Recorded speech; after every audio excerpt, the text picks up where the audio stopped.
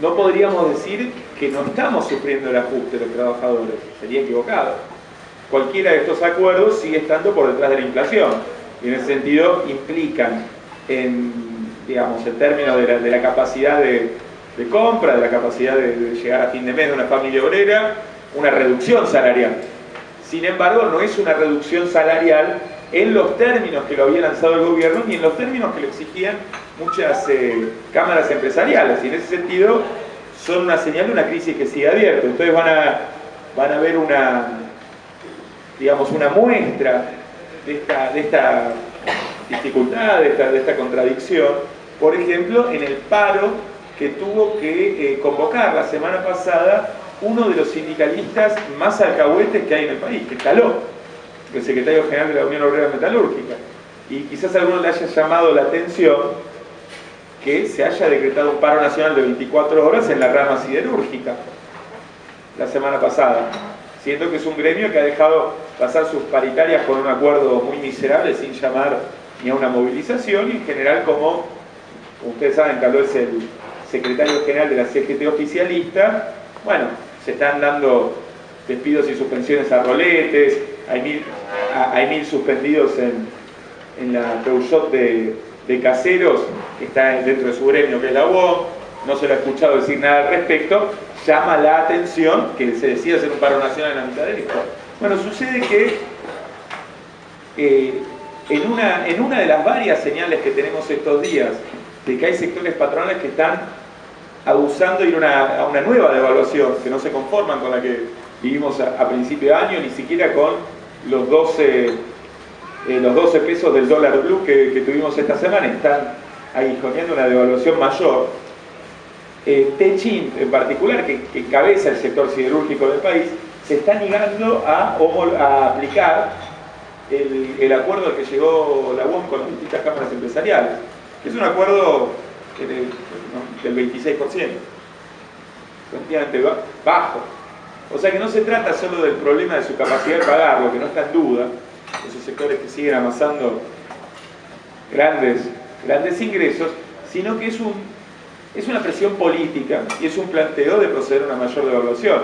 Lo mismo tendríamos que entender del planteo de esta semana de la General Motors de Rosario, bueno, cerca de Rosario, de General Bear, que ha planteado una reducción salarial a todos sus trabajadores de un 35%, una medida que no puede más que azuzar los ánimos de una conflictividad obrera que se está extendiendo cada vez más, y que entendemos en este sentido también debates dentro de la burguesía sobre la necesidad de proseguir a una devaluación.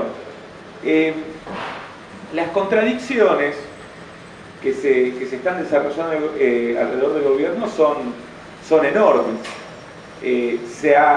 Hemos llegado a un punto de un déficit fiscal muy marcado de cara a las sumas millonarias que hay que desembolsar para importar petróleo por el vaciamiento de las reservas petroleras, de cara también a los pagos de la deuda interna, a las enormes exenciones impositivas y subsidios patronales para los cuales se siguen usando los recursos de las reservas y del ANSES, y que frente a la recesión que se está abriendo se vuelven a colocar en discusión distintas formas de exenciones, como finalmente lo es también esta ley de blanqueo que se ha votado esta semana en el Congreso, que no sirve para resolver la situación de los trabajadores que existen en negro, como hemos denunciado desde el Frente de Izquierda y como hemos incluso presentado un proyecto alternativo.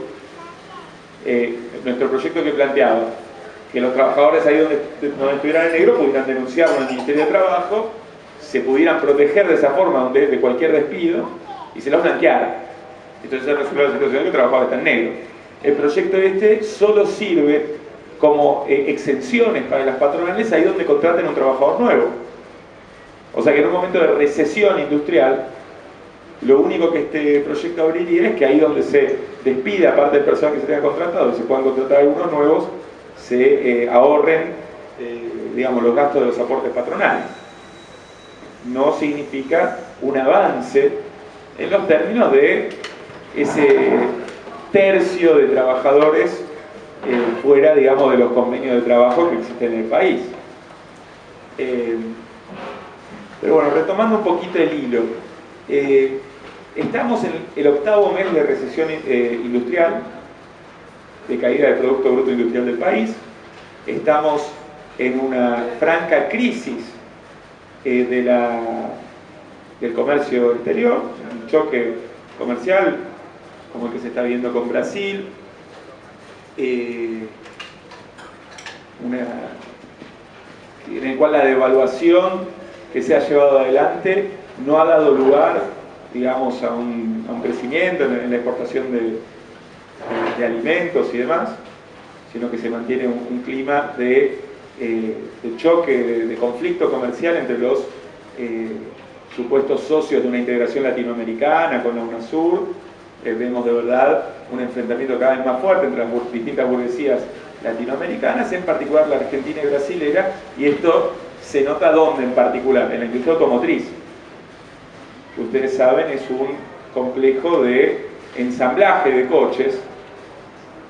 Las fábricas argentinas en general son terminales que ensamblan partes, que muchas vienen fabricadas de otros lugares, así como también se producen partes acá que se llevan para afuera, y la ruptura, digamos, o las dificultades en las relaciones comerciales con Brasil, las diferencias en tipo de cambio, han llevado, digamos, a una parálisis cada vez mayor de la industria automotriz, que de todas formas tiene otra base importante, esa parálisis que se está viviendo, que es, bueno, que se han empezado a comprar muchos menos coches, en el país también, ¿no? Y esto, junto con la parálisis en la construcción, tanto en la vivienda privada, que ya se viene viviendo con el mantenimiento del cepo cambiario, como en la parálisis de la obra pública. En el caso de la provincia de Buenos Aires, por ejemplo, entre los últimos 2 años se ha reducido un 55% la obra pública de la provincia. El presupuesto de obra es un 1% del presupuesto provincial, es el porcentaje más bajo de cualquier provincia del país, pero aparte, digamos, en relación a las inmensas necesidades en términos de obras hídricas, caminos, rutas, vivienda que tiene nuestra provincia. Bueno, tenemos una carencia habitacional de 1 millón de bonaerenses que no tienen viviendas dignas. Bueno, realmente significa un abandono de gran parte de las necesidades sociales, de las necesidades de los trabajadores de la provincia. Esta parálisis de la obra pública, ¿qué implica? No solo la inmensa cantidad de despidos en las obras de construcción, se calculan unos 600.000 trabajadores de construcción que han dejado de cobrar sus libretas, es una forma fácil de controlar los que están en blanco, sino el conjunto de las industrias que suministran la construcción. Lo mismo sucede con la industria automotriz. Ustedes saben que es un motor no solo de, digamos, las propias terminales automotrices, las autopartistas, gran cantidad de metalúrgicas, fábricas plásticas, de neumáticos, de distintos rubros que abastecen eso. O sea que el hecho de que se estén parando estos sectores claves de la economía prefigura una recesión. ¿Qué salida o qué orientación se está dando este gobierno frente a esta recesión en ciernes? Hay nivel de improvisación enorme. Se ha visto incluso esta semana una crisis en el gabinete, entre Fábregas y Kicillof, alrededor del problema del monto de las tasas de interés para tratar de retener divisas y demás, que de todas maneras no pasa de ser la desesperación de distintos médicos frente a un paciente que se está yendo, digamos. No aparece nadie que tenga, desde el punto de vista de ellos, desde el punto de vista de mantener el pago de la deuda externa, mantener, digamos, los negocios privados en las petroleras y en las privatizadas. Digamos, desde este esquema no aparece la receta, ni va a aparecer ninguna receta mágica de solución a esta crisis. La oposición patronal, que ha votado en lo sustancial todos los planteos que ha mandado el gobierno al Congreso, por ejemplo, el resarcimiento a Repsol, el masismo, por ejemplo, que se promueve como el gran opositor al gobierno, ha votado sistemáticamente todos estos planteos. Y en todo caso lo que reclaman es ser más directos en la aplicación del ajuste. Salir del cepo cambiario, dejar que flote el tipo de cambio y liberar digamos, las tarifas, tanto del transporte como digamos, de los servicios privados, dejar que floten. Esto el gobierno no está dispuesto a hacerlo, en el sentido que significaría el final de su gobierno en lo inmediato. Sin embargo, está navegando en el mismo curso y está desarrollando una actividad en términos políticos y en términos de su relación con los trabajadores que está dinamitando cualquier autoridad que todavía podría retener en términos del discurso que el propio gobierno había construido sobre sí mismo en este tiempo. El gobierno nacional y popular, el gobierno de la soberanía nacional que enfrentaba al Fondo Monetario Internacional y está pidiendo, digamos, pidiendo financiamiento en el Club de París, que no se lo dan si no lleva adelante un ajuste todavía más brutal. O sea que está planteando someterse a un nuevo endeudamiento y ni siquiera lo logra. Está enfrente a esta crisis y esta parálisis el gobierno actualmente. El gobierno que no iba a reprimir la protesta social, y tenemos ahora la brigada ligera del teniente coronel Berni persiguiendo a cada protesta obrera que sale a plantearse frente a los despidos y suspensiones, en particular, o digamos por el impuesto al salario, o contra los cepos al salario, o cualquiera, digamos, de las reivindicaciones populares que están planteadas. Y en ese sentido, el segundo rasgo, después de, digamos, de este primer problema, que es el desmadre económico del esquema que en su momento había construido el kirchnerismo, es su disgregación política. Y es evidente, más allá de los propios sectores del oficialismo que se van, digamos, pasando a la oposición, a distintos grupos de oposición patronal de uno en fondo, más allá de digamos, el hecho de que el cristinismo o el kirchnerismo de la cámpora, de los unidos y organizados, virtualmente está llegando a una situación de ser rehén de los propios, digamos, del propio rejunte del viejo PJ que ellos han tratado de sostener todo este tiempo, y están viendo cómo encolumnarse de alguna forma atrás de un candidato como Scioli. Y al mismo tiempo estamos frente a una serie de referentes que ya no pueden sostener este intento de reflotar el peronismo, que de alguna forma significó el kirchnerismo, o sea, de tratar de reflotar alguna bandera de reivindicación popular, de defensa de algún interés de los trabajadores que pudiera representar para un sector de los trabajadores el peronismo. Este tándem, digamos, de Scioli y Massa, evidentemente no tienen ningún atractivo desde el punto de vista de una reivindicación popular, más bien significa un copamiento del peronismo por los hijos de Menem y la UCD. Y esto es parte de la transición política que se está viendo en el país.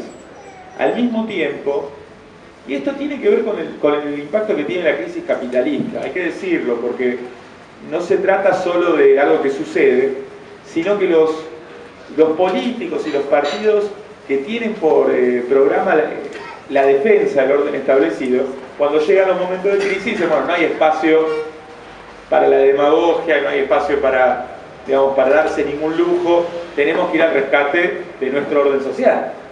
E incluso ahí llegan las mayores unanimidades en las votaciones.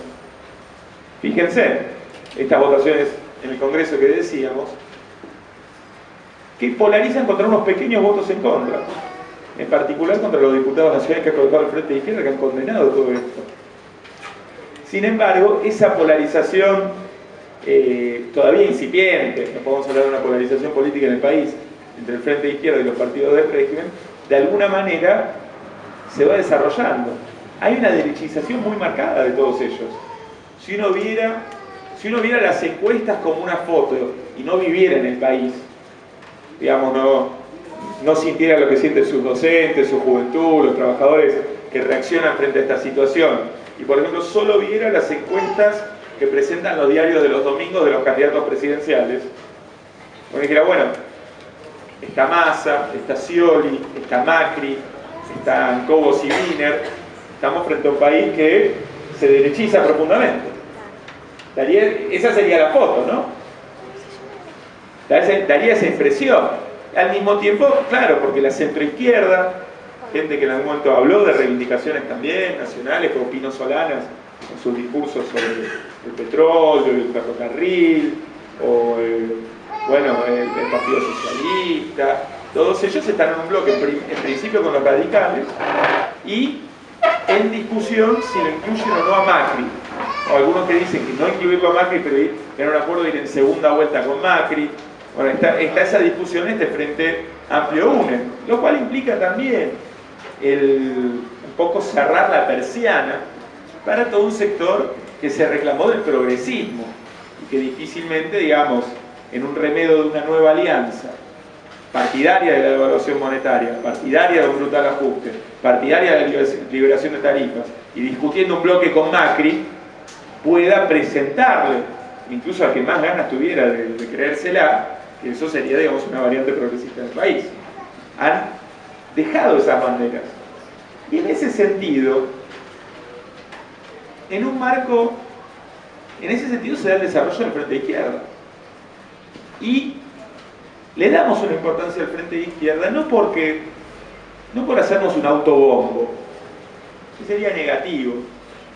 Digamos, el solo hecho de haber acumulado una cantidad de votos, entonces se dice, bueno, qué importante, y metimos diputados provinciales, y metimos diputados nacionales, y nos fue muy bien en Salta, y en Mendoza, y concejales, y lo festejamos. Digamos, no se trata de eso. El millón de votos que crecimos entre el 2011 y el 2013, ese millón y medio de votos que sacamos en 2013, significan que por primera vez en probablemente 30 años, 30 y pico de años, la izquierda tiene la posibilidad de ser un factor en una crisis del país. Evidentemente este gobierno termina en una crisis política, eso no hay duda. Y se presentan distintas fuerzas políticas que plantean qué salida se le puede dar a esa crisis. Bueno, la novedad es que hay un ascenso de la izquierda que plantea la posibilidad de que seamos un factor en la salida de esa crisis. Nos parece que eso es una novedad política significativa. Tenemos que discutir qué nos abre, cómo encaramos esa oportunidad. En segundo lugar, es significativa porque no se trata solo de una suma de votos. No se trata solo de una suma de votos.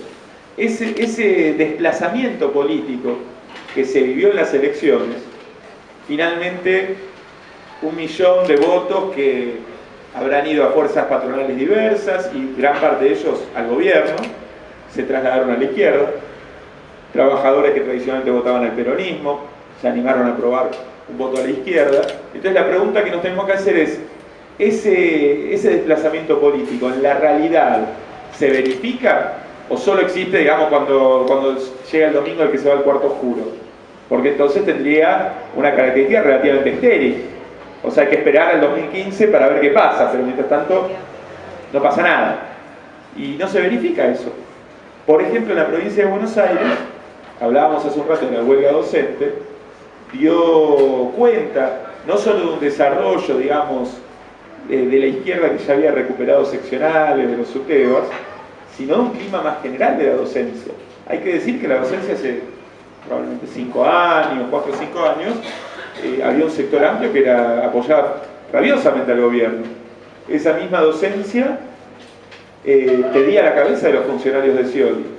Esa misma docencia impuso a una burocracia que toda la vida combatió contra eso, una huelga por tiempo indefinida. O sea que hay un proceso que se está viendo por abajo. Ni hablar de la huelga autoconvocada de Salta. Ya hicimos referencia, pero ¿cómo separar la huelga autoconvocada de Salta, que organiza delegados por localidad sin apoyo de ningún sindicato?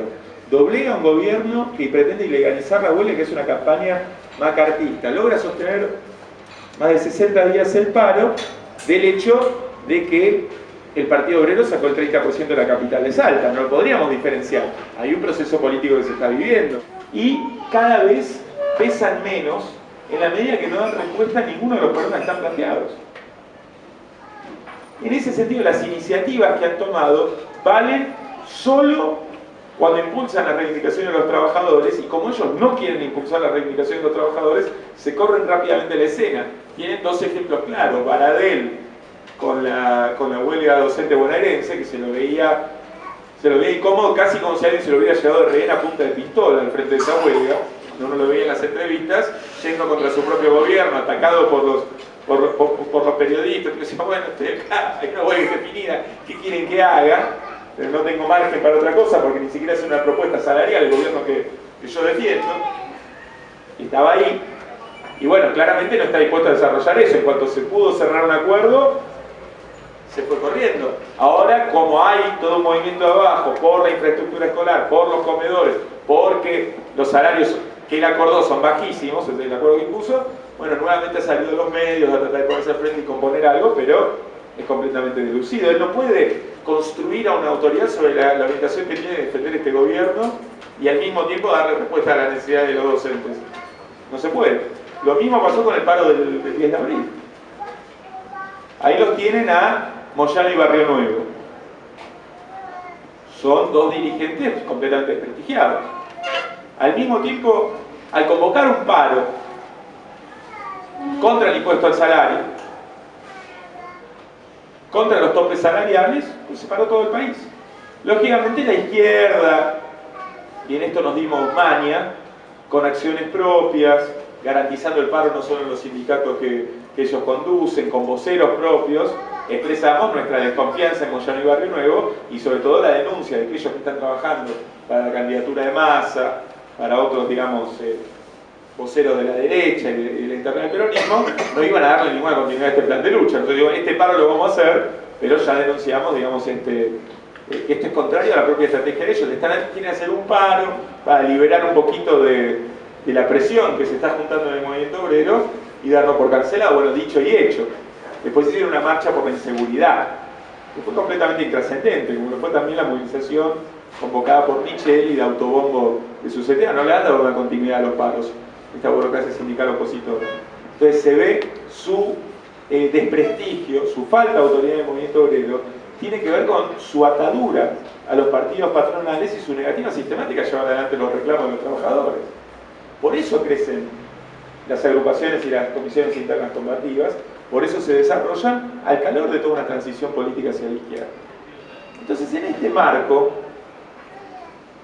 ¿qué propuesta hemos hecho?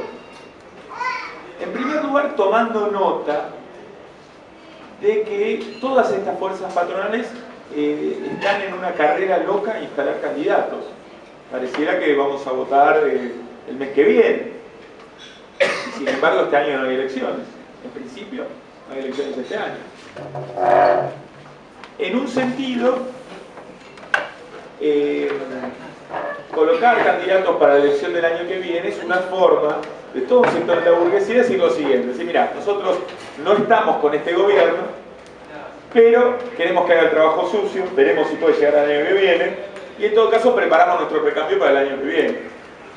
Entonces es una forma de toda una burguesía que no es partidaria de la continuidad del kirchnerismo, pero tampoco quiere pasar por una crisis donde las masas salgan a la calle y pongan sus propios reclamos. Y en ese sentido, si pueden transitar un compromiso que llegará hasta el año que viene, mejor. Por otra parte, es un distraccionismo.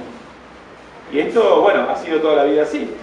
En vez de discutir los problemas acuciantes que tiene la población, se colocó una danza de nombres y apellidos, candidatos, permutaciones, que si Massa va a una interna con De la Sota, que si fulano con Mengano, que no, toda una ingeniería electoral que no se sabe en qué va a terminar.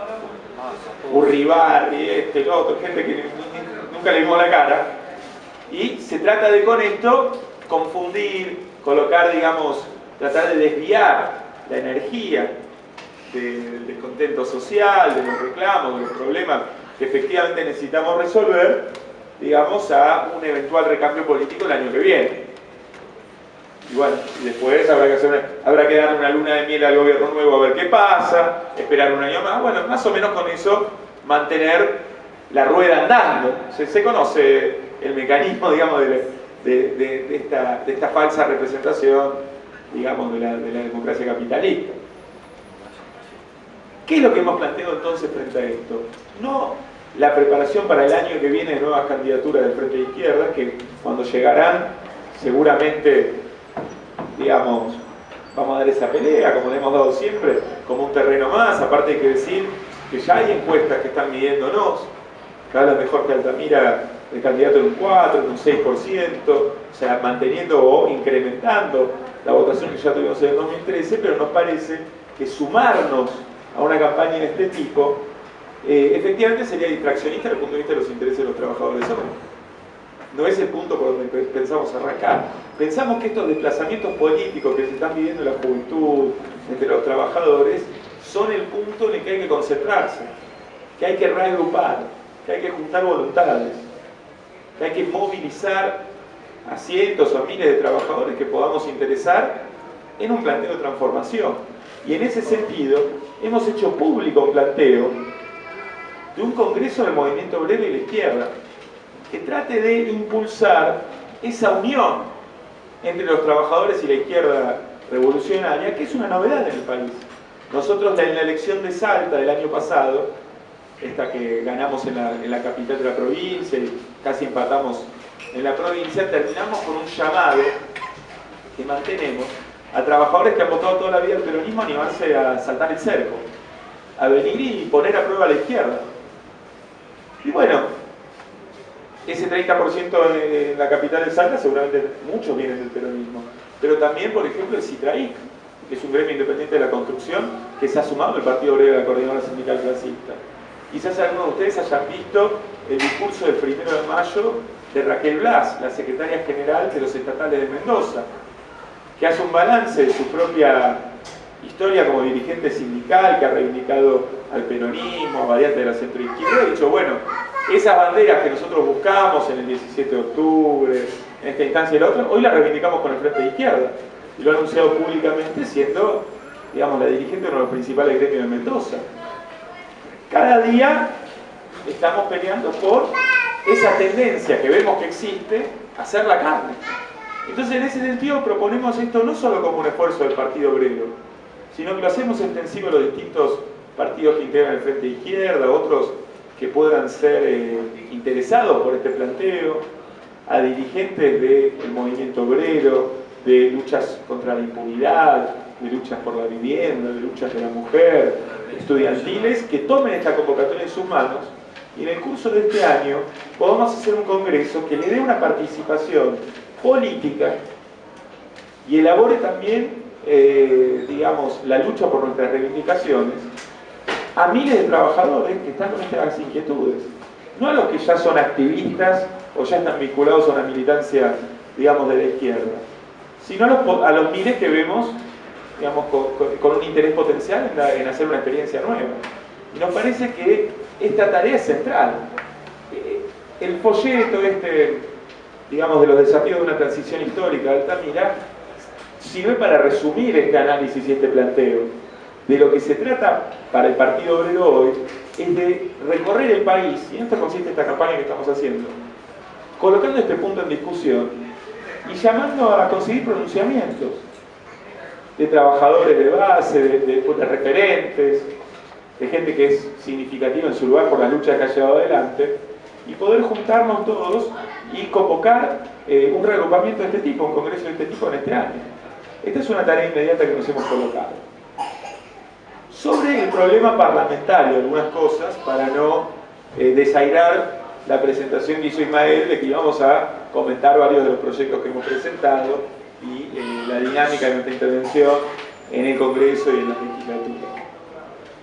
En primer lugar, hay una contradicción que está colocada en nuestra intervención en los parlamentos, porque somos un partido que se ha conocido en toda su historia por sus características de intervención extraparlamentarias, su movilización callejera, su participación en las protestas de los trabajadores, todos métodos extraparlamentarios.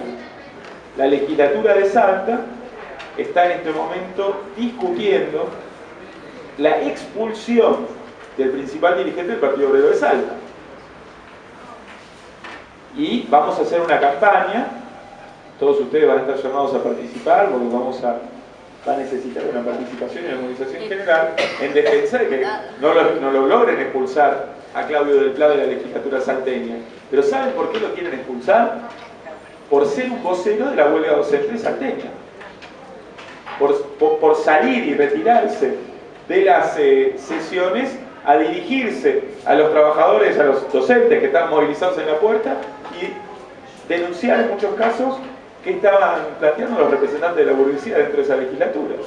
Por ejemplo, frente a una ley que plantea el descuento de los días de huelga, o sea que viola un derecho constitucional, incluso a los trabajadores a parar, y que el Partido Obrero estaba planteando que se derogue. Los docentes que estaban haciendo paros se acercaron a la legislatura, entonces Claudio del Pla se acercó y dijo, bueno, mirá, estamos discutiendo, los bloques del PJ, de Urtubey y de Romero no quieren votar esto. Entonces, bueno, frente a esto, los docentes rodearon a la legislatura exigiendo que se trate el proyecto del Partido Obrero.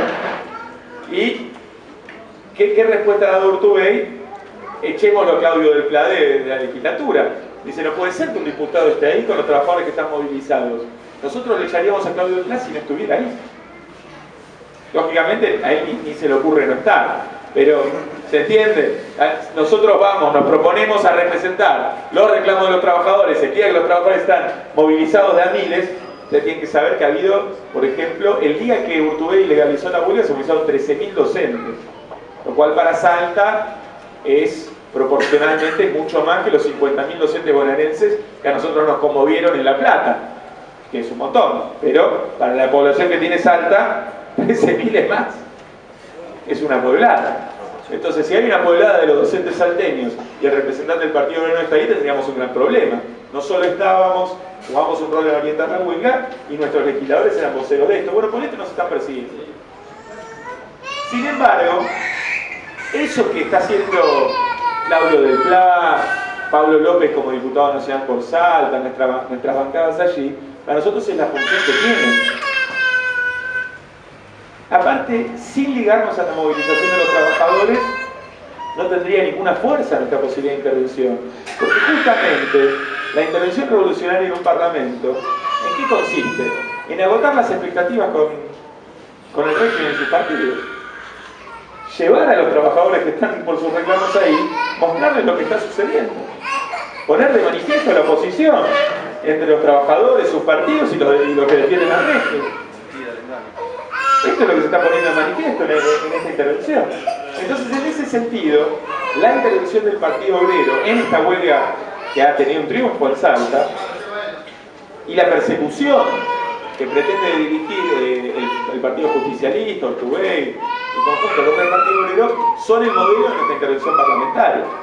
Ahora, esto no quiere decir que no elaboremos proyectos, que no presentemos nuestras propuestas y no las difundamos. Eso sería, digamos, estéril. Para algo hemos peleado por llegar a las bancas. En este momento en el Congreso Nacional hemos presentado una serie de iniciativas muy importantes, voy a referirme a algunas. La principal, entiendo yo, y en el anteayer, me confundo, fue una semana larga, tuve que ir a una charla al interior y uno se le va haciendo un poco de chicle, pero creo que el miércoles a la noche, así es, nosotros logramos, por trabajo del Partido Obrero de Izquierda, que se convoque una sesión especial por el tema de los despidos y las suspensiones. Esa sesión especial en el Congreso Nacional no tuvo quórum, el oficialismo no concurrió. Sin embargo, ahí nosotros hemos colocado un proyecto de prohibición por 2 años de los despidos y suspensiones, de defensa de los puestos de trabajo, que es un problema clave. Ya hemos vivido una recesión en la Argentina, dando lugar a una desocupación masiva. Profundiza la recesión, es un golpe al conjunto de los trabajadores.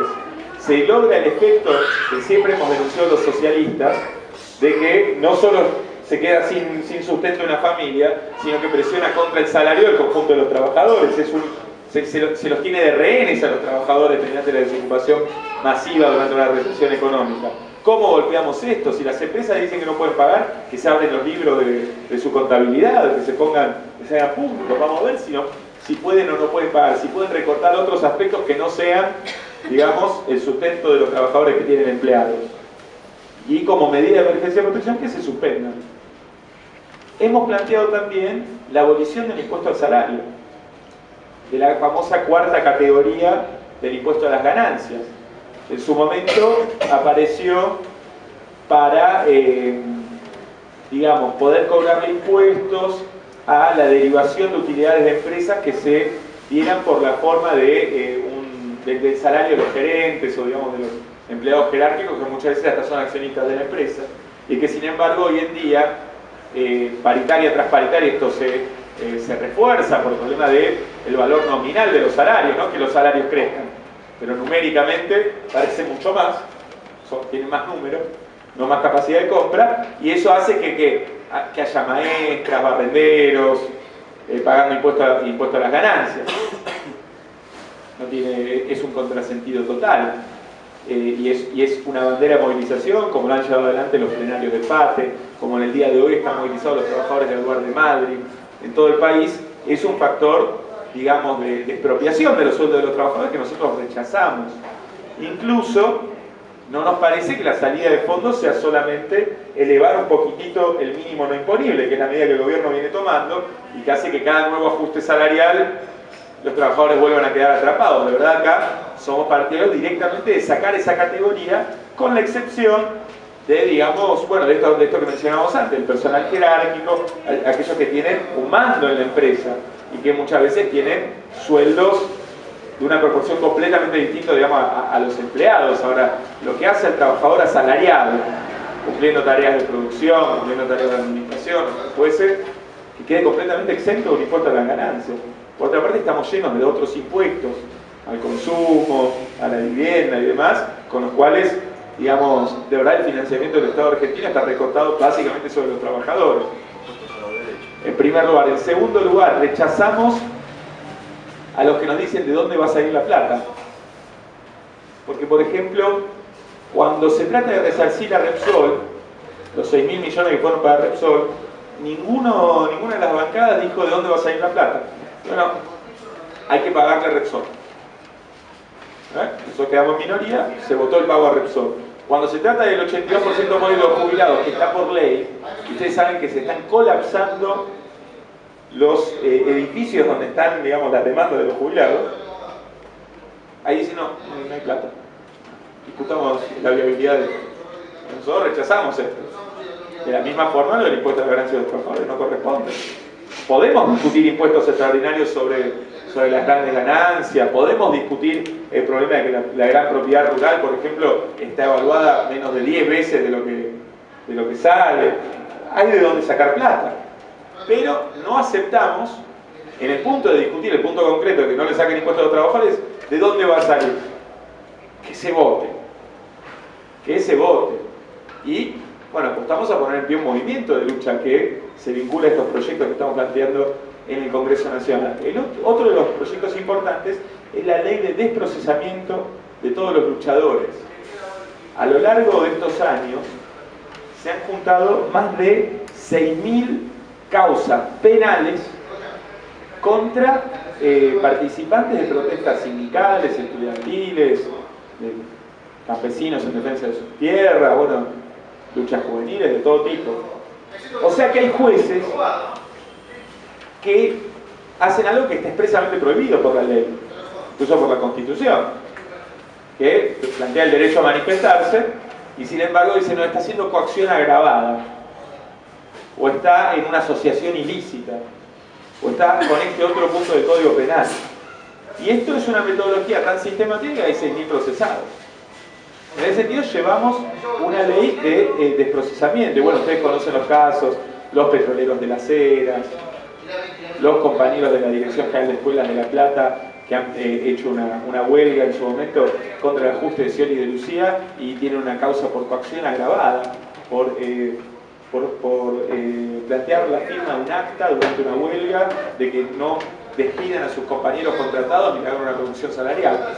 Venían virtualmente terroristas. Parte de una discusión importante en el Congreso porque, por el contrario, el oficialismo está planteando distintos proyectos de leyes, pero también algunos partidos de la oposición, como Massa, que prohíban la protesta o que la limiten al punto que virtualmente no se pueda llevar adelante.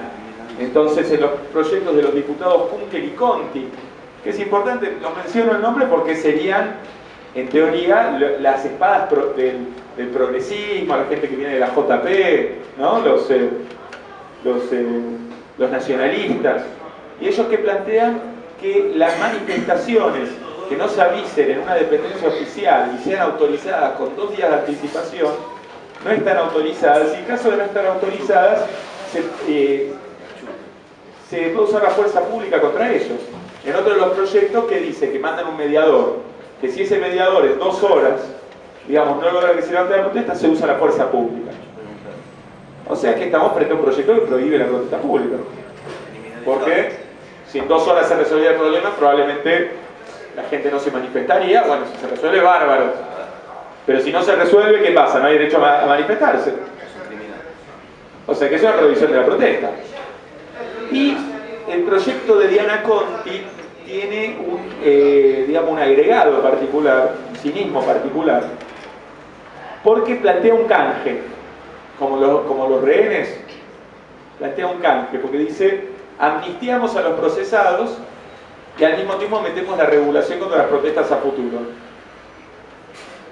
O sea que plantea, lo cual es bastante perverso, porque estaría reconociendo que hay una política de la justicia contra la movilización y al mismo tiempo diciendo, bueno, pero no se puede esto de seguir manifestando como cada uno quiera. Hay otras libertades como la libertad del trabajo. Un compañero me decía que lo citaron hace poquito y decía, bueno, pero ¿no están violando ustedes la libertad del trabajo? Ustedes se dan cuenta que toda esta campaña es muy pérfida, porque hay 1000 suspensiones en la Peugeot. Hay suspensiones en la Volkswagen, hay suspensiones en la General Motors, hay despidos en un montón de empresas, incluso muchas de las protestas de los últimos días son por despidos en distintas empresas. En Gestapo, en Calza, los trabajadores salen, no les da bolilla a nadie, se suben a la Panamericana, suben a un puente y dicen, che, ¿qué hacemos? Tenemos 70 familias que no tenemos para comer. Dicen, están violando el derecho al trabajo, parece una joda. Yo siempre, escuchame, si a mí yo quiero trabajar, me despiden, estoy reclamando, el Ministerio de Trabajo no lleva adelante nada, dicen, pero vos no estás respetando el derecho al trabajo. Tiene un grado de cinismo fuerte todo esto. Entonces, estamos en el Congreso y vamos a enfrentar todo este intento de legislación. Lógicamente, esto tiene que ser una campaña pública, insisto.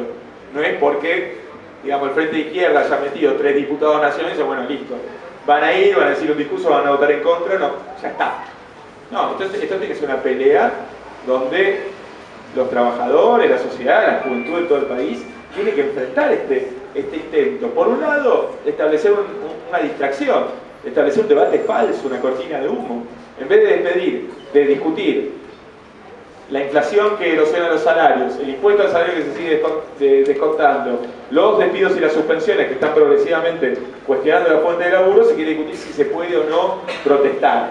Rechazamos completamente y queremos discutir qué salida se le da a los trabajadores. Después, esto es argumento también para una militarización contra los trabajadores y la juventud. Ya lo mencionamos, pero Bernie dice que se queja de que todas las mañanas tiene que ir contra algún piquete. Ahora, lógicamente, la gente no hace una protesta porque tiene ganas. Si están los de Gestapo es porque los despidieron, al INTI lo están vaciando y está militarizada la General Paz frente al INTI. Tiene que ver con esto la acción que está llevando el gobierno. Significa todo digamos, una clarificación política del rol que el kirchnerismo está jugando en esta etapa. Para terminar, quería contarles algunas de las cosas que estamos trabajando en la legislatura provincial. Yo pertenezco a la banca de la legislatura de la provincia de Buenos Aires. Y en particular, algunos proyectos que hemos presentado tienen que ver con oponernos al ajuste que está llevando adelante Scioli. El ajuste en la provincia de Buenos Aires tiene características enormes. Ya mencionamos en la charla de hoy algún dato sobre la obra pública. Dijimos que está en un récord, digamos, está reducida casi a cero. Pero esto se siente particularmente, o de forma más urgente, en los servicios que tienen que funcionar todos los días, ¿no? Donde la calle es de tierra ya se sabe que es de tierra, donde se sabe que cuando llueve se inunda ya se sabe, pero en una escuela, en un hospital que tiene que funcionar todos los días, un ajuste de los niveles que está aplicando Scioli y su gobierno, en líneas con el mandato del gobierno nacional, está generando situaciones verdaderamente caóticas. Y varios de los proyectos que hemos presentado tienen que ver con eso, en particular en la educación. Hemos presentado, por ejemplo, un proyecto que casi no tiene sentido, es redundante, y sin embargo lo presentamos. Lo presentamos un proyecto que dice que la Dirección General de Escuelas le tiene que pagar a los docentes y auxiliares a los cuales le asigna trabajo. Entonces uno pareciera una bobada, y sin embargo es un proyecto muy necesario, porque Scioli viene sosteniendo hace más de un año una política sistemática de ajuste salarial no declarado. Entonces no dice que va a reducir los salarios de los docentes y auxiliares, simplemente no los paga. En el caso de muchas suplencias, pero también otras, digamos, reducciones o descuentos salariales sin ninguna justificación. Entonces da lugar a reclamos, movilizaciones, digamos, de cada seccional con los compañeros, entonces a veces les pagan, pero así como le pagan a uno, ese mismo mes le descuentan a otros. Y hay una política sistemática de la Dirección General de Escuelas que está encabezada por una tecnócrata del ajuste, especialista en ajuste, que no tiene nada que envidiarle a los funcionarios macristas, que es Nora de Lucía, y que tiene una política de fondos salariales. Entonces, ¿qué hemos planteado? Una comisión de los trabajadores de la educación, que se constituya en cada distrito, y centralmente en la Dirección General de Escuelas, y que pueda abrirle las cuentas al Estado, y disponer que se paguen los sueldos. Lógicamente lo planteamos indexado a la inflación, y planteamos también que se tenga en cuenta que si no se les descuenta el impuesto a las ganancias, como se le hace a muchos docentes, que les pagan todos juntos 6 meses que les deben y encima les cuenta el impuesto a las ganancias, porque sería un gran potentado. Entonces, eso que se incluya. Lo comento porque es un mecanismo, el problema del control obrero. Se ha votado en instancias nuestras, incluso un pedido de informe a Nora de Lucía. ¿De a dónde fue la plata que no le están dando a los docentes? Todavía no lo ha respondido. No sabemos si lo va a responder. Pero la legislatura ha votado que tiene que decir, si no están pagando los sueldos, ¿dónde está esa plata que tenía que estar presupuestado a sueldos, a compromisos que el gobierno ha asumido con los trabajadores? Hemos presentado la semana pasada un proyecto de emergencia edilicia en las escuelas de la provincia. Ustedes, no sé si todos lo conocen, porque los grandes medios no toman este problema, hicieron una campaña furibunda contra la huelga docente, casi todos los medios, sean de la Corpo con K, los otros, no sé, todos estaban muy preocupados porque los chicos no tuvieran clases, lo decían todos los días, cuando se trataba de, por ese mecanismo, presionar contra una huelga docente que estaba en desarrollo. Una vez que terminó la huelga, nadie más se preguntó por cuáles eran las condiciones en las que estaban funcionando las escuelas. Y tenemos de todo, desde cloacas que desbordan, techos que se caen, aulas que no se han construido y que llevan a estar cursando en los comedores, en los pasillos, escuelas túneles, como hemos visto en La Plata. Bueno, absolutamente una situación caótica, en el marco de que no hay un presupuesto provincial para infraestructura escolar. Lo único que existe son algunos fondos nacionales que se usan para obras tercerizadas con empresas privadas. Hemos denunciado esto porque tiene una gravedad en el sentido de que existe un personal provincial para el mantenimiento de escuelas, hay 1.300 trabajadores, los tienen en general sin tarea, en un vaciamiento como se hizo en su momento con los ferrocarriles del Estado, tratando de desmoralizar a través de la falta de tareas, y bueno, no tienen nada que hacer, tomen mate, mientras tanto las escuelas se caen a pedazos y se tercerizan a obras privadas que en muchos casos ni siquiera se llevan adelante.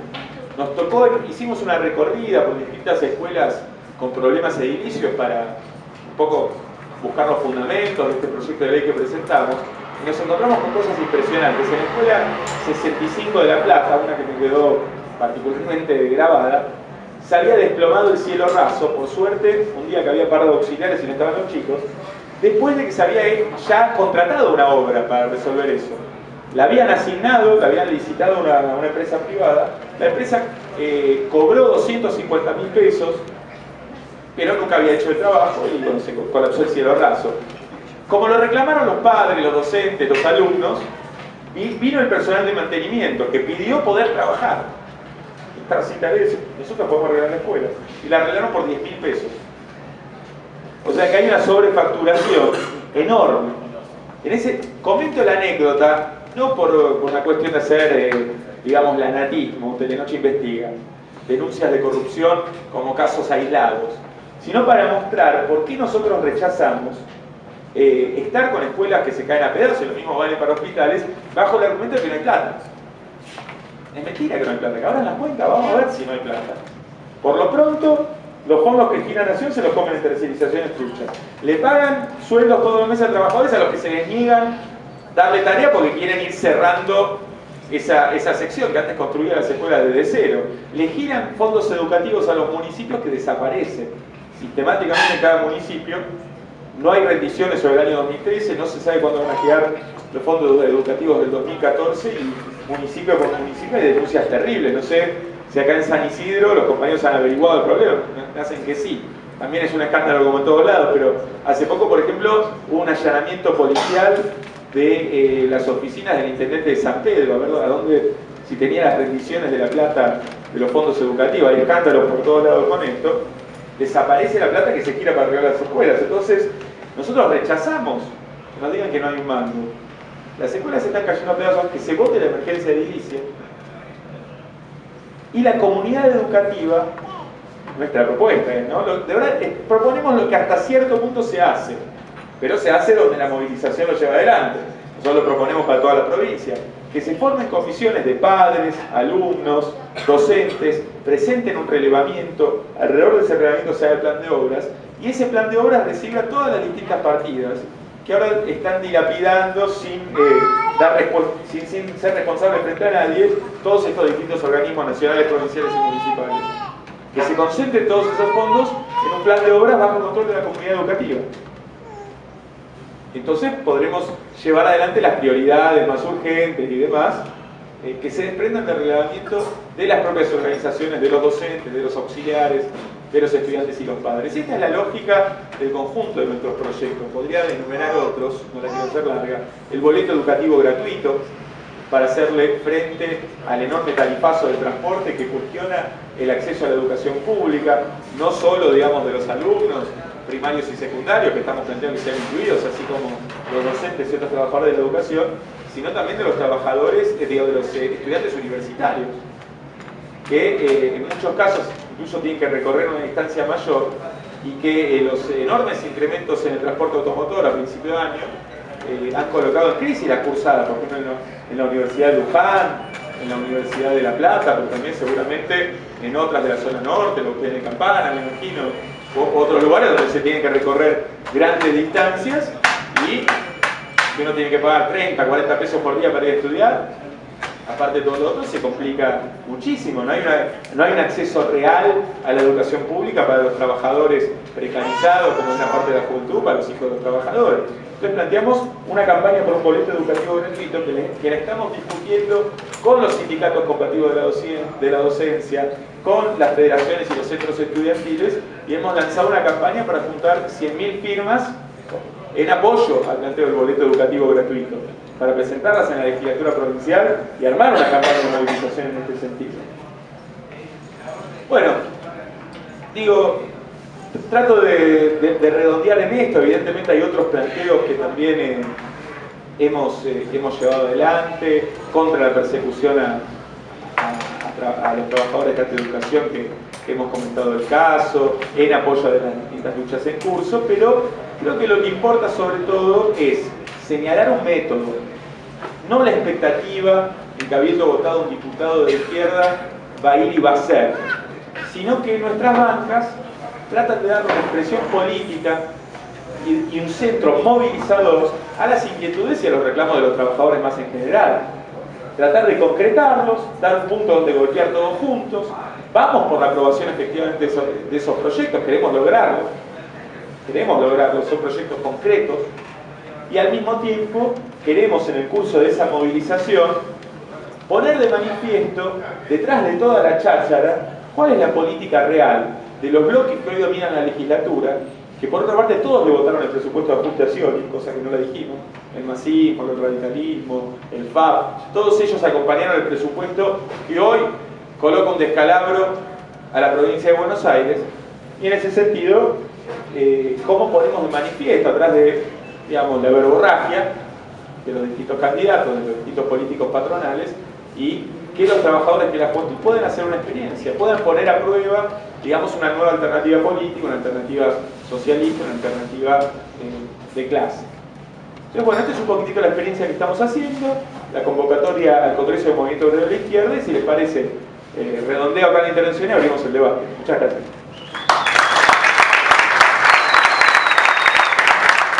Yo, como alumno de la U acá de Martínez, ¿no? Padezco el arrichate también, ¿no?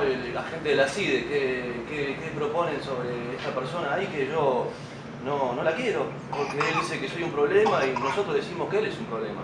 Es un agente de la CIDE. ¿Qué hace a esa persona ahí? Yo como alumno de la UBA, ¿por qué tengo que estar soportándolo? No puede. La UBA es un ente autocrático. Otra cosa, yo soy víctima, mi familia, de la violencia institucional. Acá en San Isidro mi hermano está encerrado, lo juzgaron, se peleó con el empleador, acá con el hijo de un concejal deliberante, Vicente López.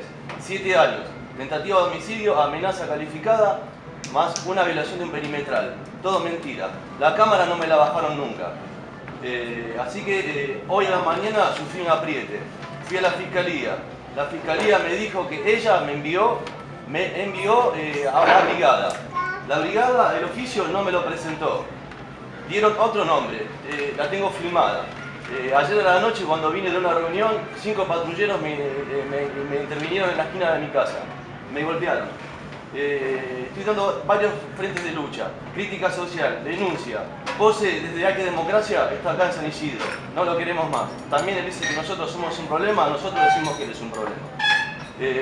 Primo de Mati, lo mismo allá en Vicente López. Mi hermano fue golpeado brutalmente. El boliche este que está acá, Black Cream, en Vicente López, no tiene habilitaciones. Un futuro Black Cream sería Cromañón o Kelly's Cave. Logramos que lo puedan cerrar. Estoy teniendo un problema muy grave. Ahora estamos por armar una marcha a la quinta presidencial. Así que, no sé, yo vengo acá ya distribuir los volantes, los flyers, con la información. Bueno, esto básicamente vine a escuchar y a que me escuchen. Hola. Así que, no sé. Bueno, yo me llamo Beatriz, algunos conozco. Estoy en Ciudad Oculta con una de las integrantes de la Madre del Paco, con María Rosa González. Hace unos 8 años que estamos allí.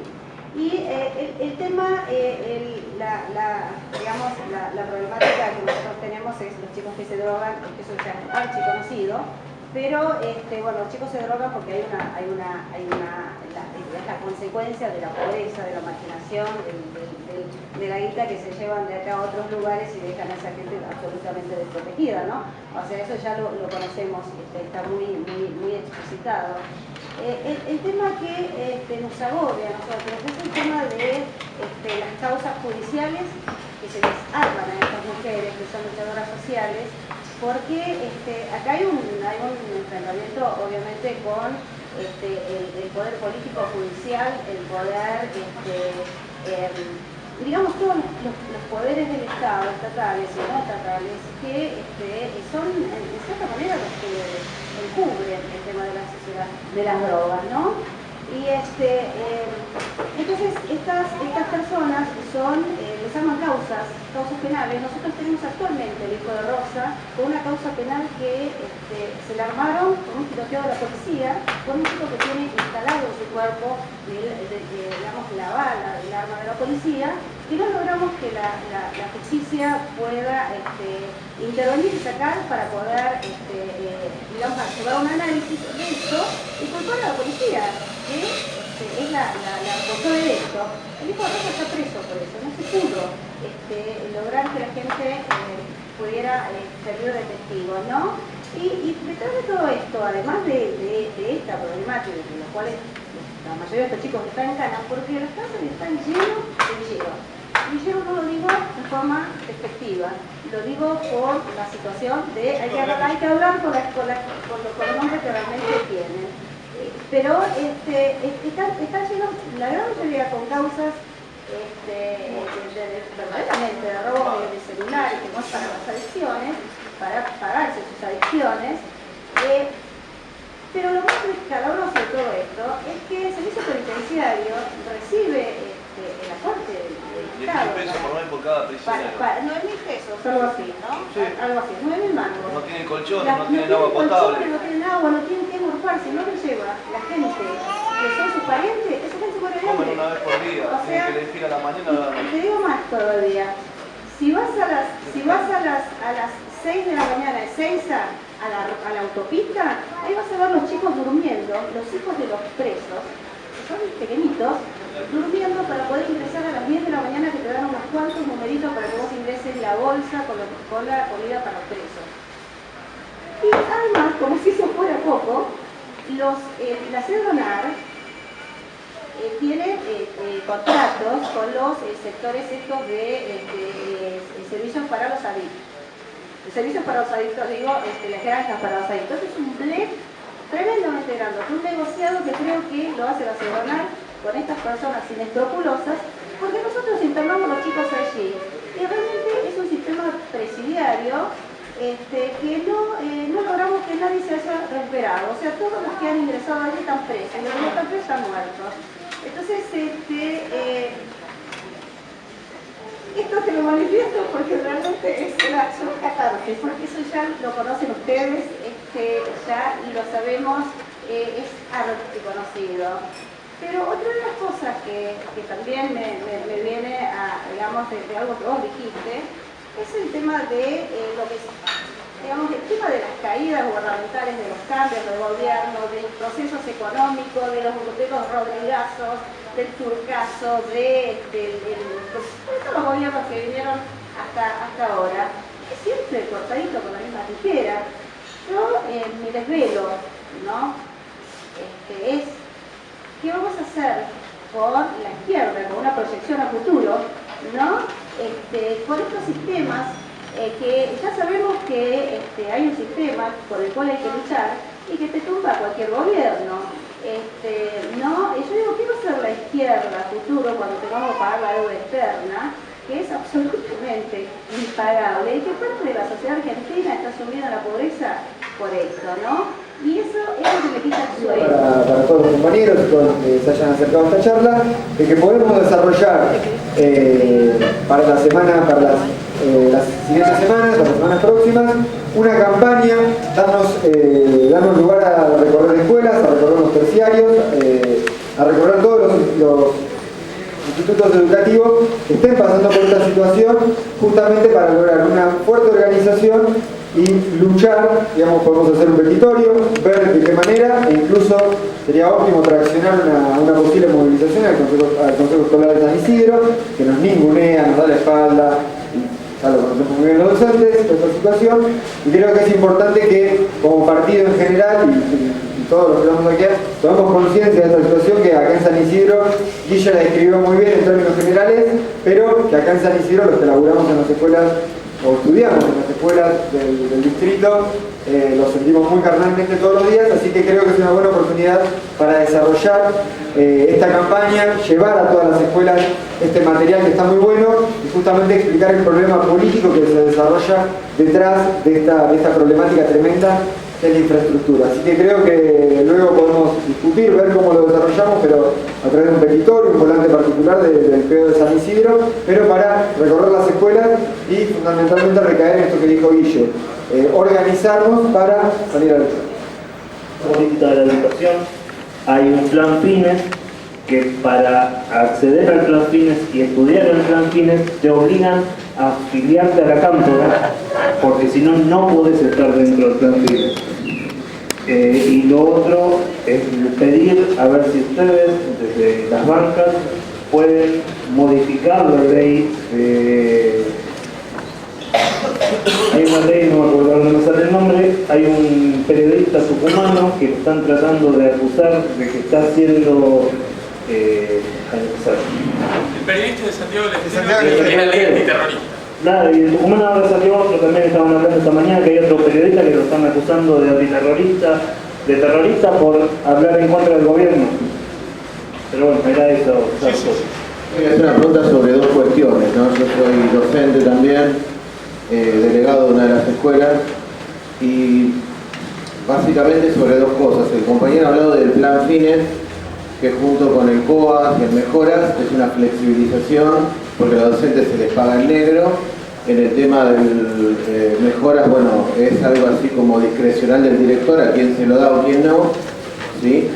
Obviamente que, bueno, el fin es con dinero de la nación, pero se da en las provincias, y no sé si es como dijo el compañero, pero cuando uno va a los actos públicos, la sede de los centros es en la colina del Bajo San Isidro, ¿no? Digamos, se está sacando la educación de las escuelas, ¿sí? Y seguramente esos centros reciben dinero junto con los coordinadores. Si ese dinero puede volcarse a las escuelas. Y después con el tema de la matrícula, ¿no? Por reglamentación hay que tener 20 alumnos para abrir un curso. Usted imagínese que en los sectores marginales, ¿sí?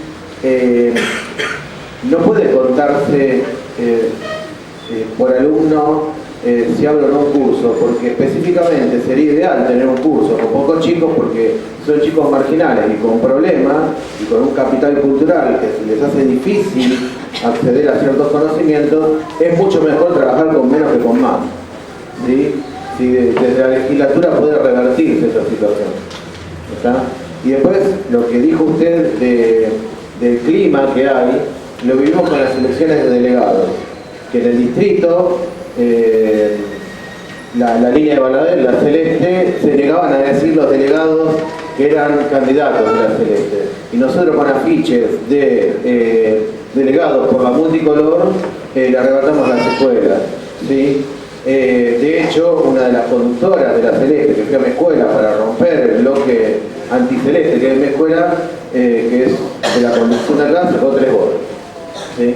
Entonces hay un clima efectivo para que los trabajadores, yo no soy del Partido Obrero, podamos tener en un congreso y una línea de lucha para evitar fundamentalmente ajuste, ¿no? Que se da no solo en los salarios, vemos que un ajuste se da en la calidad de vida. Buenas tardes a todos, mi nombre es Valeria Colombo, soy de San Isidro, subdelegada acá y delegada en Escobar. Lo que comentaba acá el compañero es verdad, esta semana el lunes se suspendió la clase de fines para intimar en una reunión a adherirse a todos los alumnos si no podían seguir. Y el jueves, como el lunes fue un ausentismo generalizado de los alumnos que sí querían estudiar, con gente de 80 y 91 años en fines, fueron y suspendieron el jueves, que era el segundo encuentro, la mitad de las clases para hacer una segunda reunión y obligarlos. Realmente es directamente en Escobar masivo. Ya el año pasado no se podían inscribir si no se adherían.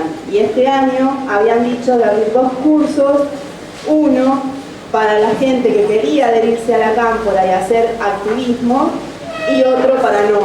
A lo cual fue todo mentira. Y al final terminaron con lo de esta semana. Por un lado ese tema, y por otro lado contarles que yo estoy trabajando hoy en escuelas rurales de Escobar, donde tenemos 2 kilómetros de tierra, parecido a lo que contaba Guillermo, donde entre 3 instituciones de nivel inicial, primaria y jardín, solo tenemos 443 alumnos, entre los 3 niveles. ¿Qué se puede hacer? Ahí ustedes tienen el folleto con los planteos de nuestra educación edilicia, pero nosotros dijimos que no éramos partidarios de descansar en una representación parlamentaria e ir a dormir la siesta hasta ver qué votó el recinto, no pasa nada. Entonces, ¿qué hacemos con todas estas denuncias? De la manipulación política y la arbitrariedad del plan fines, de las condiciones edilicias de esta escuela, de la falta de acceso a la otra. Hay que activar. Y en este sentido, yo como integrante de la banca me pongo a disposición de venir a los lugares que haga falta, pero de alguna manera todos los militantes del Partido Obrero, todos los militantes del Frente de Izquierda, somos una extensión de nuestras bancas. ¿Qué quiere decir esto? Podemos elaborar planteos, difundirlos en la legislatura, presentar pedidos de informe, presentar planteos de declaración o proyectos de ley, y también podemos ir a hacernos presentes en los lugares, ayudar a veces con los medios del lugar a tratar de llamar la atención sobre tal cual cosa que está sucediendo. Me parece importante esto porque no pensemos que la salida, bueno, viene un compañero y está en la legislatura, bueno, tirale los papeles o contale lo que está pasando. Ok, pero la propuesta lo más probable es que nosotros devolvamos la pelota en un sentido. ¿Qué quiere decir esto? Organicemos una reunión con los compañeros de esa escuela, citemos una conferencia de prensa, preparemos las condiciones para hacer una denuncia. ¿Se entiende? Después, en cada caso, incluso cuando los compañeros han acercado problemas, como me dicen que cierren un ratito la confitería, hasta nos podemos sentar y ver caso por caso qué conviene. Por ahí en cierto caso, por ejemplo la escuela que va a cerrar, dice ya hizo un abrazo. Al compañero proponía hacer una recorrida de escuelas. Yo le propongo que lleven el folleto, no sé si lo mencionó con el proyecto de emergencia edilicia, pero ¿cuál es el próximo paso? Bueno, eso se puede llevar a la legislatura. Por ejemplo, si los compañeros quieren llevar una propuesta de la inseguridad, que dicho así es medio vago, pero digamos, al funcionamiento de las mafias, del narcotráfico, de las zonas liberadas para el robo, de los desarmaderos del coche, de la trata de personas y la prostitución, bueno, todos estos delitos que son puntos centrales, ¿no?, de la organización de las mafias de nuestro país. En todos los barrios nos dicen lo mismo, sea en el conurbano, sea en los distritos rurales, todo el mundo sabe dónde funciona. Entonces rápidamente en un intercambio con los vecinos, con los trabajadores, amas de casa, lo que fuese, todo el mundo llega a la conclusión de que la salida que está planteando Scioli, que está planteando Massa, que están votando en este momento en la legislatura provincial, de un refuerzo de las policías y una mayor militarización, no consiste en ninguna salida. Porque es muy sencillo, vamos a cada charla que vamos, tengo patentes un montón, pero pasa en todos lados, saben todos dónde se vende la droga. Saben todos dónde están los prostíbulos, ¿no? Saben todos dónde hay desarmadero de coche. Saben todos en qué zonas son las zonas liberadas. Tanto es así que este caso reciente en Wilde, que lo fusilaron a un padre de familia mientras lo estaban robando, llaman los vecinos y dicen, bueno, el Bora ese gris, ya es la cuarta vez que lo vemos robando en la cuadra, dicen a 911 vengan, pues ya sabemos que si está el coche ese, están robando. Todo el mundo sabe todo, los únicos que no sabrían en teoría son los comisarios, los jueces, los intendentes, y como nadie se chupa el dedo, nadie cree que sea verdad que los intendentes, los jueces y los comisarios no saben lo que saben las amas de casa. Todo el mundo sabe. Ellos son el problema. Sería cuestión de... Exactamente. Entonces, la conclusión nuestra de que sin desarticular la corrupta policía bonaerense, que ha estado metido en todos los principales delitos de los últimos años, no vamos a poder avanzar. Digo, bueno, pues habla de Ciudad Oculta, son otras jurisdicciones los mismos problemas, ¿no? La Policía Federal o las diversas, no se va a poder avanzar contra el delito. No es dándole más presupuesto, más patrulleros y más armas, y metiendo a los exonerados de vuelta, como ha planteado Scioli con esta emergencia policial, que vamos a resolver esos problemas. La relación incluso con el problema de la pobreza hay que manejarlo con cuidado, porque si bien es verdad que en una situación de pobreza, desesperanza, de falta de laburo, de falta de educación, las posibilidades de que digamos, de una adicción a las drogas o al alcohol o todo tipo de cosas tenga un peso mayor, eso es verdad. Al mismo tiempo, cuando estamos hablando del delito, no se trata de ese problema. Porque, por ejemplo, las armas de guerra que aparecen en los barrios no las traen un chico de 15 años porque se le ocurre por su propia iniciativa. Un desarmadero de coche, la colocación de un coche que se roba, son parte de redes que necesitan un encubrimiento oficial. El lavado de dinero que genera el narcotráfico es posible por maniobras, digamos, bancarias de quienes organiza gente muy formada. No las hace un chico en una esquina. Son, y lo planteó muy bien la compañera, los que llenan las cárceles son los últimos eslabones, digamos los periquiles, como se dice,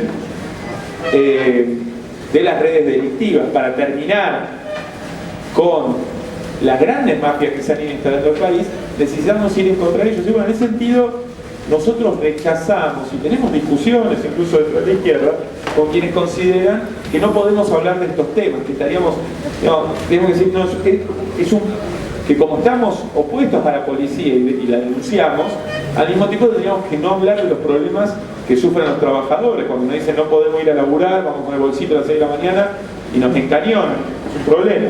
Nos roban la casa, es un problema, si no, de eso no hablemos, pues sería un problema de la agenda de la derecha. Me parece que estás equivocado y que también tenemos que tener un programa sobre esto. Entonces, por ejemplo, no solo hay que purgar las fuerzas existentes y organizar una fuerza de seguridad bajo control de los trabajadores, los vecinos y las organizaciones de derechos humanos, sino que los libros de las comisarías, o sea, las tareas que desarrollan, tienen que estar abiertos y bajo control de las asambleas de vecinos, que saben los problemas que hay. Por algo, cada vez que hay una ola de estos problemas, sea de robos, muerte y demás, marchan ¿a dónde? A la intendencia, marchan a la comisaría. Dicen acá hay una zona liberada, lo dijeron los vecinos de Wilde después de esta muerte también. De hecho cayó y tuvo que ir Granados, el ministro de Seguridad, y sacar al comisario que estaba a cargo, poner otro, abrir un expediente, porque de verdad Granados dijo que fue un error el de los policías, pero todo el mundo entiende que había una connivencia, porque pasaron por el lugar y después de un llamado ni siquiera intercedieron y fusilaron ahí al hombre al trabajador a quienes estaban robando esta banda de delincuentes. Pero en ese sentido nos parece importante tener un programa. La elección popular de los jueces y los comisarios, que se plantee también. Entonces, tener una cantidad de medidas que rompan con la connivencia y saquen a todos los implicados. Es la única forma. Después, este plan de Scioli es para reforzar a la misma bonaerense, y la policía comunal que se votó esta semana, nosotros nos opusimos a todo el plan, a toda esta emergencia, supuesta emergencia de Scioli. Es un plan de reforzamiento de la bonaerense. Hay que decir que incluso con respecto a otros planes de seguridad de la provincia, quizás sea más honesto. ¿En qué sentido? Por decirlo de alguna forma. Otros planes para salvar a la bonaerense que estaba cuestionada por su relación a los delitos, hacían la mímica de una reforma de la bonaerense, purgar a algunos miembros, poner un controlador civil, las famosas reformas de Arlanián, que se hicieron con Solá y con Dualde. Esta directamente dice: vamos a reforzar la bonaerense, vamos a traer de vuelta a los exonerados. Bueno, ya está armada la seguridad privada, pero darle ¿cómo se llama? Estatus hasta de detener a seguridades privadas, que arman estas policías comunales que son patotas armadas al servicio de los intendentes. Acá incluso hubo denuncias de persecución y de violencia, de policía brava al mando de Pose, al mando también del intendente Vicente López. Se está reforzando este camino, colocando como premio, como pauta de negociación junto a este reforzamiento de la bonaerense que lleva adelante Scioli, policías privadas de los intendentes, de los Curtos, de los Otacé, de los Pose. No vemos que esto, digamos, sea una solución para los problemas que están planteando los trabajadores y los vecinos de la provincia, sino probablemente sea un agravamiento. En ese sentido lo estamos denunciando como parte de un planteo de militarización para la juventud y los trabajadores. ¿Saben qué planteaba el proyecto de la policía comunal, que nosotros votamos en contra? Que de no poderse presentar documentación cuando se quiere dar con la identidad de un trabajador, de un joven, se lo puede detener hasta 12 horas. Es una vuelta a los viejos edictos policiales. Esto nosotros lo hemos denunciado públicamente y nos hemos opuesto.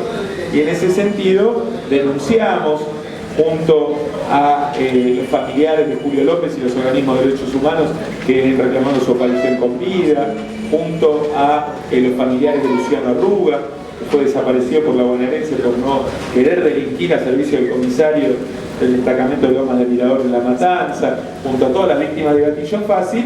Si esta policía bonaerense cumple una función de control social, de represión y persecución de la juventud, y está ligada a los mismos delitos.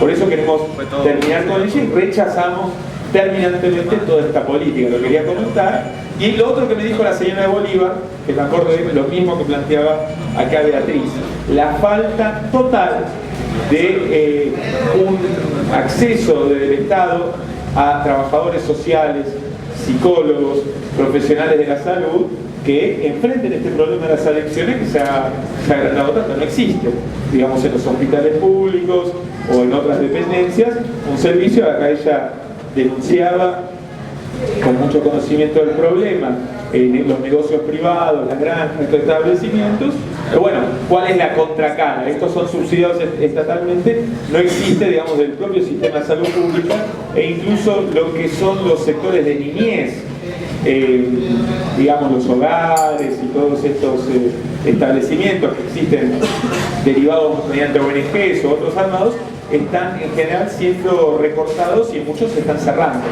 Había una protesta que se está planificando por estos días en común entre organizaciones sociales por el cierre de los comedores populares, el recorte de los comedores escolares que se está tratando de achicar la cantidad de chicos que están comiendo ahí, y todo lo que es la rama de la niñez, que depende del Ministerio de la Niñez, que está virtualmente siendo cerrado porciones. Así que bueno, nos parece este un reclamo importante. Estamos acompañando pedidos de informe y reclamos sobre estos temas, y en ese sentido cómo organizamos, difundimos estos problemas, armamos un movimiento que reclame esto. Sobre algunos otros problemas que fueron planteados, para un poquito extendernos. Lo de Richarte, bueno, es una denuncia que las uniones políticas por el socialismo, la Federación Universitaria de Buenos Aires viene planteando esto de que se ha colocado como funcionario importante de la universidad. Claro, seguramente lo que se estaba pensando, como era la fuga, en todo caso, seguro que lo pueden desarrollar mejor que yo, porque ellos están llevando toda la campaña, pero quería solo reflexionar una denuncia política alrededor de este nombramiento, porque Richarte está en la CIDE de la época de la Rúa. Él fue uno de los organizadores de la represión el 19-20 de diciembre, quedó en la CIDE de esa época. Responsable de la 19 muertes. Entonces, es del radicalismo, y al mismo tiempo ha sido votado.